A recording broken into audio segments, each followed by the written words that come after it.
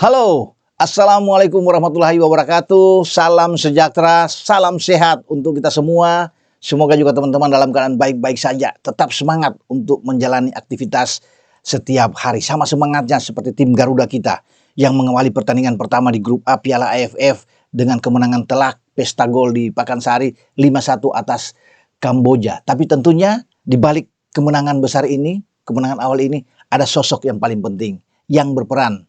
Ya, kita tahu bersama, dialah Mr. John atau Coach JH, John Herman. Pelatih yang saya pikir ini berbeda dibandingkan dengan dua pelatih sebelumnya, termasuk dengan STY, termasuk dengan Patrick Kluivert. Ini menjadi momen spesial bagi seorang John Herman.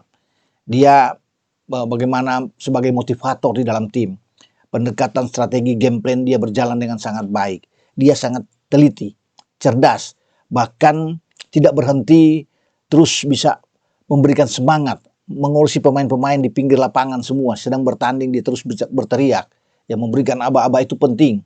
Nah, ada satu pemandangan juga yang terlihat di Pakansari kemarin, dia sempat 30 menit agak menghilang. Ya, dari bench, dia pergi ke atas di tempat mungkin analisis tim, dan dia mengawasi langsung dari atas. Kata John Herman, biar pemain-pemain itu lebih cair bermain, tidak perlu ada dia di pinggir lapangan terus untuk bisa melihat ini, pemain lebih dewasa dalam cara bermain buat mereka. Karena dia yakin dengan kepemimpinan semua pemain-pemain dipimpin oleh Rizky Ridho sebagai pemain yang berpengalaman, ada Tom Haye di sana, ya ada Mark Locke, sehingga dia melihat aja dari atas bagaimana permainan yang dia terapkan buat tim ini itu berjalan dengan baik apa enggak. Maka dia monitor dengan bagus sebelum dia kembali lagi ke bench untuk bisa bersama-sama mengawasi jalannya pertandingan. Dan kita bisa melihat hasilnya kan bagus. 3 gol di babak pertama, 2 gol di babak kedua. Hat-trick dibuat oleh pemain debutan, ya Michel Baker. Kemudian ada 2 gol yang lahir dari kaki dari tandukan Sandy Walsh, umpan dari Tom Haye, dan juga dari pemain pengganti Jens Raven yang menggantikan Mitch Baker. Dan kita bisa melihat ya bagaimana taktik, skema, strategi yang dimainkan oleh John Herman. 3-4-3 katakan, bisa berubah-ubah ya dalam hal seperti ini.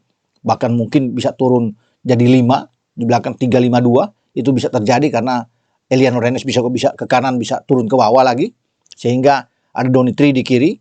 Kemudian kita bisa melihat ada 3 gelandang yang sangat mobile. Dengan permainan yang sangat dengan level tinggi ya.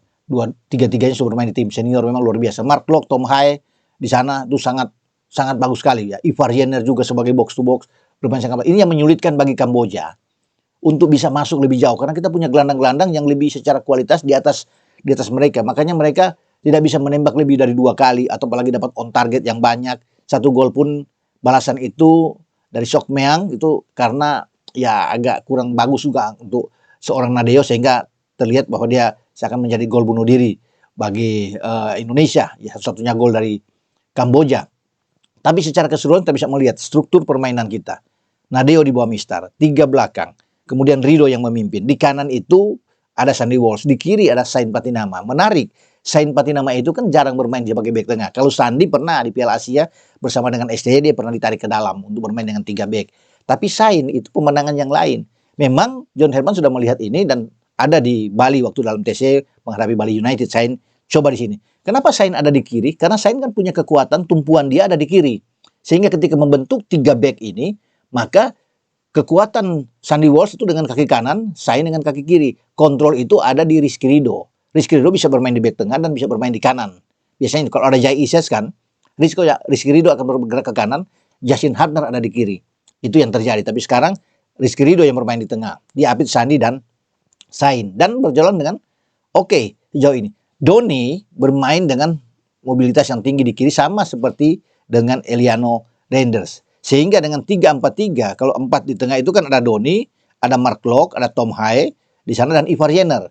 Nah, Eliano lebih didorong ke depan, 3, Beckham Putra di kiri, dan juga dengan Mitch Baker yang ada sebagai nomor 9. Dan kehadiran Mitch Baker ini oke, kita tidak akan banyak juga bermain dengan bola-bola bawah, tapi ada bola-bola crossing yang selalu umpan direct langsung ke depan karena di sana ada sosok pemain yang tinggi 196 seperti seorang Mitch Baker kan, dan dia kita bisa melihat bisa memanfaatkan 2 assist yang presisi dari Tom Haye dan bisa menghasilkan gol lewat tandukan kepala. Bahkan 3 umpan Tom Haye itu lahir semua dari sundulan kepala. Satu lagi dari Tom Haye ke arah Sandy Walsh yang akhirnya diselesaikan dengan baik di menit ke-24. Ya, itu gol ketiga dari Indonesia ke gawang Kamboja. Jadi kita punya banyak opsi, banyak alternatif yang diinginkan oleh John Herdman. Bermain di bawah boleh, passing-passing yang cepat, pressing yang kuat, tapi juga bola-bola lambung, bola-bola direct itu diperlukan karena ada sosok Mitch Baker dengan memanfaatkan tinggi badan dia sehingga dalam duel-duel udara kita sangat unggul. John Herdman menariknya setelah kita dirasakan aman, di babak kedua dia coba memainkan dengan beberapa pemain yang menjadi debutan, ya. Misalnya Kadek Agung dimainkan, tentunya berganti posisi dengan Mark Locke, ya. Dia mainkan Brian Fatari, menarik Sain Patinama. Itu kan sebagai upaya dia untuk bisa memberikan jam bermain kepada Brian di sini, kepada Kadek untuk lebih bagus, bisa cepat beradaptasi bermain di saat kita sudah nyaman, ya, sedang unggul melawan Kamboja. Jadi ada 5 pergantian yang dilakukan oleh John Herdman melawan Kamboja, termasuk Egy yang masuk menggantikan Ivar Jenner, ya, Jens Raven yang masuk yang menggantikan Michel Baker juga. Jadi ini kan dengan oke berjalan dengan baik. Sadil bisa mengisi posisi di kiri setelah menarik Beckham Putra keluar. Tapi keseimbangan ya terjadi juga dengan sangat baik. Jadi tidak banyak berubah, bahkan ada 2 gol kan di babak kedua dengan gol penutup dari Jens Raven. Walaupun sebenarnya ada gol ke-6 dari Tom Haye, tapi sempat dianulir ya oleh wasit. Namun secara keseluruhan saya pikir kita memang layak menang. Ya, pantas untuk menang melawan Kamboja. Dari semua aspek kita unggul. Ball position apalagi sangat jauh. Kemudian dengan percobaan menembak, shot on target, ya kita unggul dari mereka. Jadi bahkan saya bilang melawan Kamboja itu kita layak untuk bisa memenangkan pertandingan. Tetapi ini hanya langkah awal yang tidak perlu untuk kita bereforia berlebihan, ya.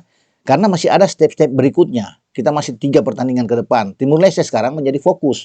Timur Leste boleh sudah kalah 2 kali. Terakhir kemarin kalah 2-0 lawan Singapura. Dan sebelumnya kalah 7-0 dari Vietnam. Tapi tetap harus fokus. Jangan kehilangan fokus.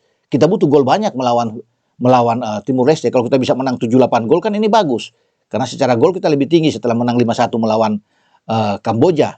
Dan peluang juga bagi Michel Baker untuk bisa menambah pundi-pundi gol dia. Untuk bisa ada di posisi atas sebagai top skor juga terbuka. Sekarang dia bersama dengan Nguyen Din Bach sama-sama 3 gol kan dengan pemain Vietnam tersebut. Jadi tetap pemain-pemain kita harus fokus untuk menghadapi Timur Leste. Kalau bisa mencetak gol lebih dari 7 juga, mengapa tidak? Kita perlu memang untuk mendapatkan banyak gol sebelum kita diuji oleh Vietnam pada tanggal 3 di Pakansari. Karena itu kan menjadi ujian sesungguhnya.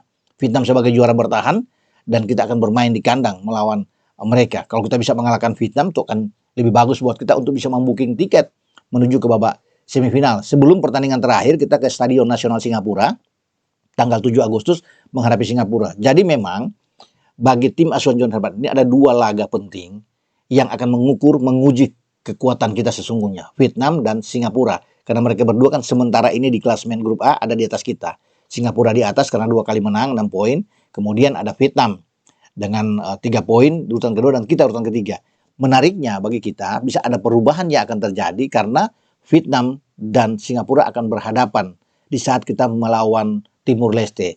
Jadi siapapun yang kalah di sana dan kita bisa menang melawan Timur Leste dengan gol yang banyak, bisa mengkatrol, mendongkrak posisi kita, bukan tidak mungkin. Kita ada di posisi atas klasemen di grup A. Nah, makanya kita akan butuh gol yang banyak karena sangat berpengaruh di dalam hitung-hitungan nanti untuk bisa menjadi juara grup.